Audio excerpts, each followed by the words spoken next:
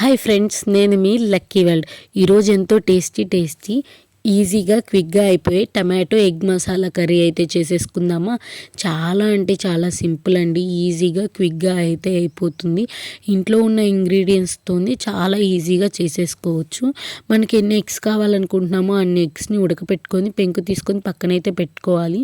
ఒక పచ్చిమిర్చిని పొడుగ్గా కోసుకోవాలి. కొన్ని ఉల్లిపాయలని సన్నగా కోసుకొని ఒక 5-6 పెద్ద టమాటోస్ని బాగా ప్యూరీ లాగా అయితే పట్టుకొని పక్కన పెట్టుకోవాలి. ఇప్పుడు పొయ్యి వెలిగించి ఒక బాండీ పెట్టుకొని అందులో కొంచెం ఆయిల్ అయితే వేసుకోవాలి. ఆయిల్ వేసుకున్నాక ఆయిల్ హీట్ అయిన తర్వాత మనం ముందుగా పక్కన పెట్టుకున్న ఎగ్స్ని అయితే ఈ ఆయిల్లో అయితే వేసేయాలి. ఎగ్స్ని ఆయిల్లో వేసి దాని మీద ఉన్న కలరు కొంచెం షేడ్ అయ్యి అవి కొంచెం వేగినట్టు అయ్యేంత వరకు వాటిని తిప్పుకుంటూ వేపుకోవాలి. ఇప్పుడు ఇందులోకి మనకి రుచికి సరిపడినంత సాల్ట్, రుచికి సరిపడినంత కారం వేసుకొని 1-2 సార్లు బాగా తిప్పుకుంటూ వేయించుకోవాలి. నేను ఘాట్లు పెట్టడం మర్చిపోయాను, మీరైతే ఘాట్లు పెట్టుకోండి. ఇలా బాగా వేయించిన తర్వాత వీటిని ఒక ప్లేట్లోకి అయితే తీసేసుకుందాము. ఇప్పుడు అదే బాండీలో కొంచెం ఆయిల్ అయితే ఉంటుంది కదండి, మనం ముందుగా వేయించుకొని మిగిలిపోయిన ఆయిల్, అదే ఆయిల్లో మనము ఇంకొంచెం ఆయిల్ అయితే యాడ్ చేసుకుందాము.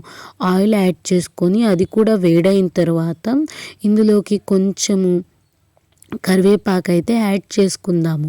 కరివేపాకు కూడా బాగా చిట్పట్లాడుతున్నప్పుడు మనం ముందుగా కోసి పెట్టుకున్న ఉల్లిపాయలు, పచ్చిమిరపకాయని అలాగే ఇందులో అయితే వేసేసుకుందాము.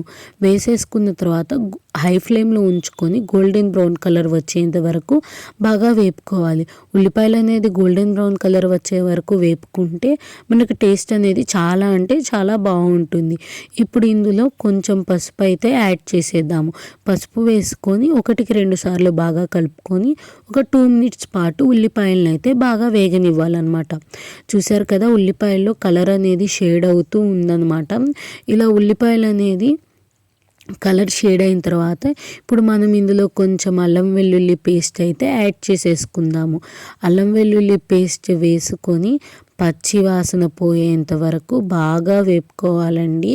పచ్చి వాసన పోయేంత వరకు కొంచెం మీడియం ఫ్లేమ్లో పెట్టుకొని వేపుకుంటే ఏంటంటే మనకి ఆ పచ్చి వాసన కొంచెం లేటుగా పోయినా సరే మనకి ఉల్లిపాయలు, ఆ అల్లం వెల్లుల్లి పేస్ట్ అనేది బాగా అంటే బాగా వేగుతుందన్నమాట. ఇప్పుడు ఇందులో ఉన్న ఆయిల్ అంతా పైకి తేలేంత వరకు బాగా వేగనిచ్చి మనం ముందుగా పట్టుకున్న టమాటో ప్యూరీ అయితే ఉంది కదండి, ఆ టమాటో ప్యూరీని అయితే యాడ్ చేసేసుకుందాము.